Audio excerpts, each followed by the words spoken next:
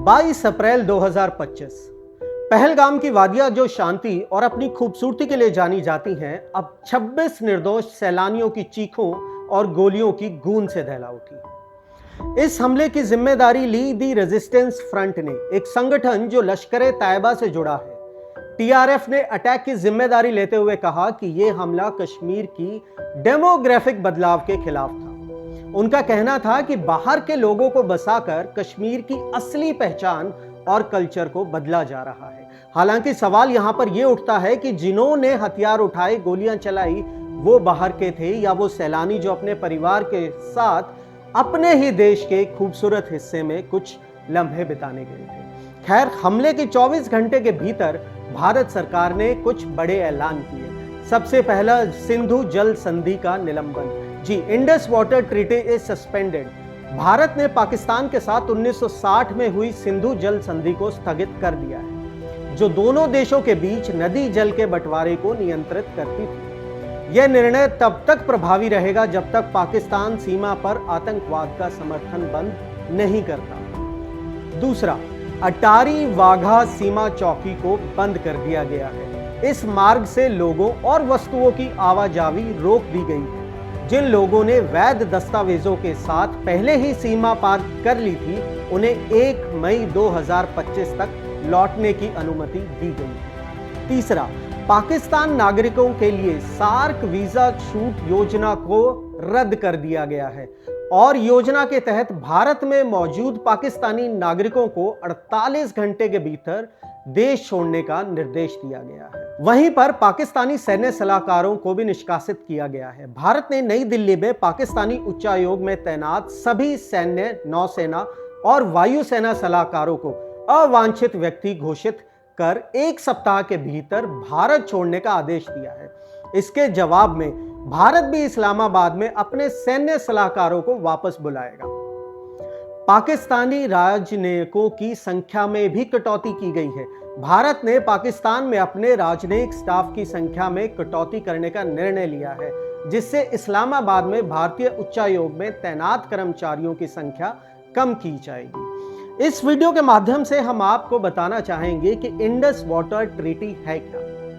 1960 में भारत और पाकिस्तान के बीच ये समझौता हुआ था। ये संधि विश्व बैंक की मध्यस्थता में हुई थी और इसे भारत के तत्कालीन प्रधानमंत्री श्री जवाहरलाल नेहरू और पाकिस्तान के राष्ट्रपति आयूब खान ने साइन किया था।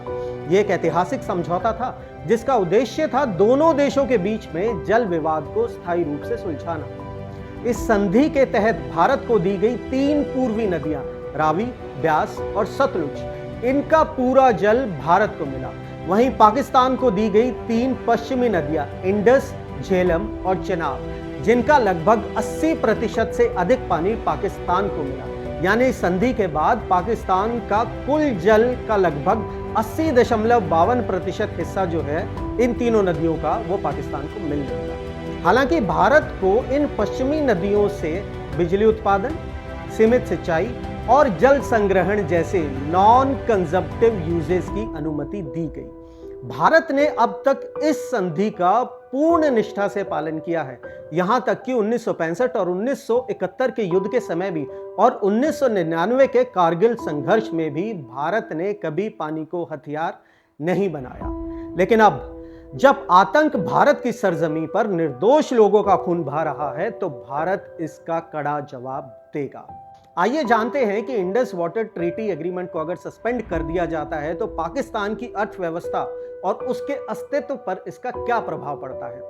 पाकिस्तान के पंजाब प्रांत में 84% खेती लगभग इन्हीं नदियों के जल से होती है। 70% बिजली मंगला और तारबेला डैम से की जाती है। कराची, लाहौर जैसे बड़े शहरों में पीने का पानी भी इन्हीं नदियों के तंत्र से आता है।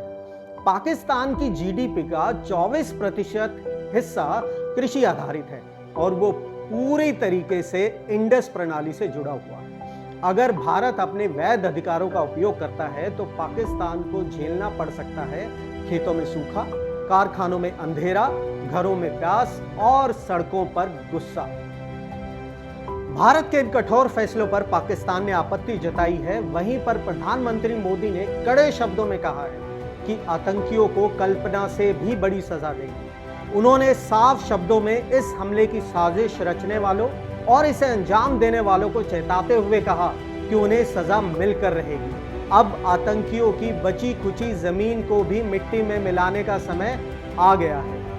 दुनिया देख रही है कि पाकिस्तान किस प्रकार भारत पर लगातार छुपे तौर पर आतंकी हमले करता आया है। तो क्या भारत सरकार, आम नागरिक, आप और मैं, हमारे जहन में अगर ये सवाल उठते हैं तो क्या हम गलत हैं?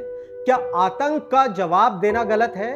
जब हम बार बार इन आतंकियों की गोलियों का निशाना बनते आए हों, क्या संयम की कोई सीमा नहीं होती है? जब हमला हमारे ही घर में हो तो क्या तब भी हमें समझौतों को निभाना चाहिए, उनका पालन करना चाहिए? क्या पानी सिर्फ जीवन तक सीमित है या इसे हम रणनीतिक तौर पर आत्मरक्षा के रूप में भी इस्तेमाल कर सकते हैं? और सबसे अहम सवाल, क्या भारत अब केवल सहनशील राष्ट्र रहेगा या आत्मसम्मान से एक कठोर जवाब देगा? जय हिंद।